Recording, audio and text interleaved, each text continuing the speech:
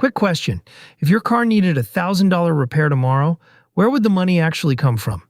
If your first thought was a credit card, or honestly I'm not sure, you are not alone. Most Americans say they would not cover a surprise $1,000 bill straight from savings. By the end of this video, you'll have a simple, boring, beginner-proof plan to build the one fund that fixes this. No investing knowledge required, and you can start today.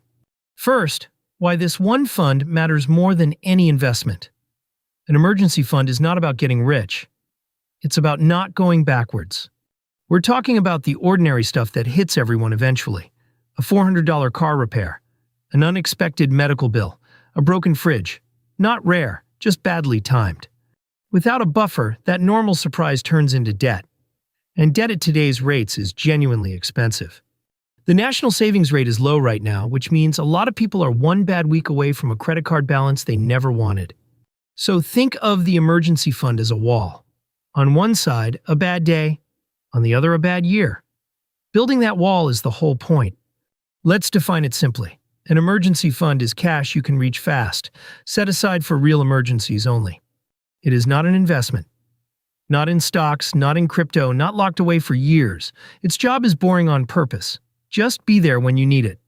And emergency has a strict definition. It's urgent, it's necessary, and it's unexpected. A sale is not an emergency. A vacation is not an emergency.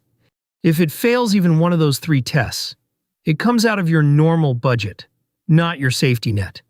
Protecting that line is what keeps the fund alive. So how much do you need? Ignore the scary big numbers for a second.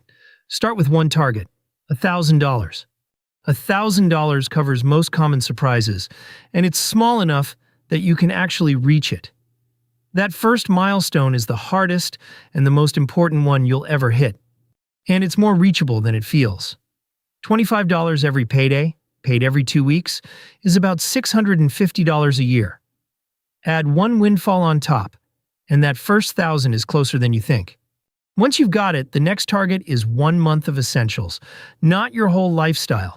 Just rent, food, utilities, transport, and minimum payments. Eventually, 3 to 6 months. But genuinely ignore that today. The first $1,000 is the entire game right now. Where you keep it matters more than people think, not in your checking account. If it sits next to your spending money, you'll spend it without even noticing. And not invested. The one time you actually need it could easily be the one time the market is down. Emergency money's job is certainty, not growth. The test for where it lives is simple. Can you reach it in a day or two with no penalty, without selling anything?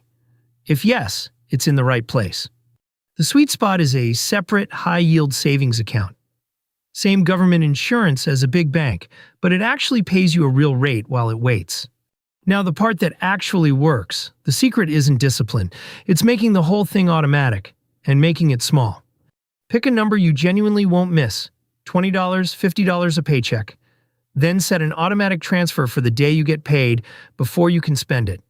Automating it removes the decision. You're not spending willpower every single week. The transfer just happens, quietly, in the background. And automatic really does mean automatic.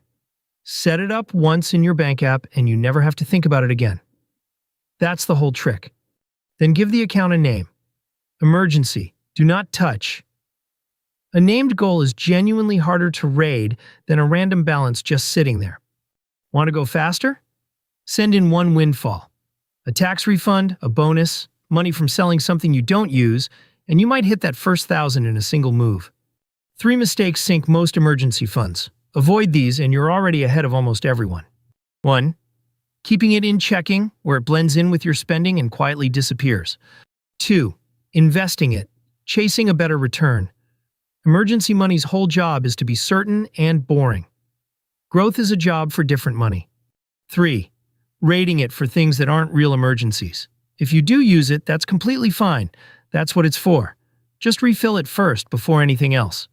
Here's your 10-minute start, today. Open your banking app. Look at your real balance, then open one separate high-yield savings account. Set one automatic transfer, even $20, name the account. That is the entire assignment. You've started, and starting is the part almost nobody does.